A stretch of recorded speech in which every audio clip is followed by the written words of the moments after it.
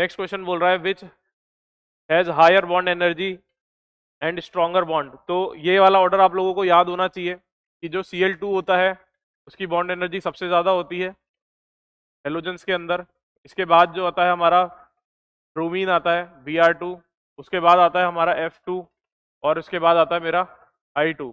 इसके अंदर जो बॉन्ड एनर्जी है स्ट्रॉन्गर बॉन्ड का जो हम लोग बताना चाह रहे हैं उसमें Cl2 इसलिए सबसे अच्छा है क्योंकि Cl2 का जो साइज है वो बहुत ही अच्छा होता है। ये इलेक्ट्रॉन को अच्छे से अकोमोडेट करता है विदाउट एनी रिपल्शन, कोई रिपल्शन नहीं हुआ, और ये आराम से अपने इलेक्ट्रॉन्स को और लोन पेयर को अच्छे से एडजस्ट कर सकता है। इतना अच्छा परफेक्ट इसका साइज होता है, इसी की वजह से इसकी बॉन्ड एनर्जी जो होती है वो हाईएस्ट होती है। इनके ग्रुप के अंदर फ्लोरीन के अंदर क्या होता है, लोन पेयर और लोन पेयर की रिपल्शन की वजह से जो बॉन्ड एनर्जी होती है वो डिक्रीज कर जाती है।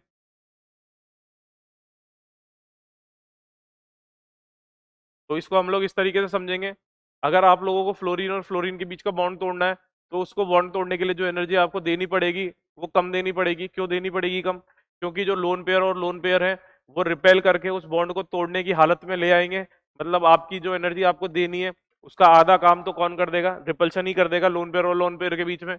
और यहाँ पे I2 जो होता है वो साइज की वजह से, जो कि I2 जो है वो बहुत बड़ा होता है, इसकी वजह से उसकी बॉन्ड लेंथ भी बड़ी होती है, और बॉन्ड लेंथ बड़ी होती है तो बॉन्ड एनर्जी डिक्रीज करती है। या मैं आप लोगों को इस तरीके से बता सकता हूँ कि इसकी जो बॉन्ड लेंथ है वो बड़ी होती है, यानी बड़ी लकड़ी जो होती है ना, बड़ी लकड़ी उसको तोड़ना आसान होता है, और छोटी लकड़ी जो होती है उसको तोड़ना उतना ही मुश्किल होता है। ठीक है, आप लोग इसको समझ गए हैं। तो इसमें स्ट्रॉन्गर बॉन्ड लेंथ किसकी है? Cl2 की है। चले हम लोग नेक्स्ट, ये बॉन्ड एनर्जी का ऑर्डर है।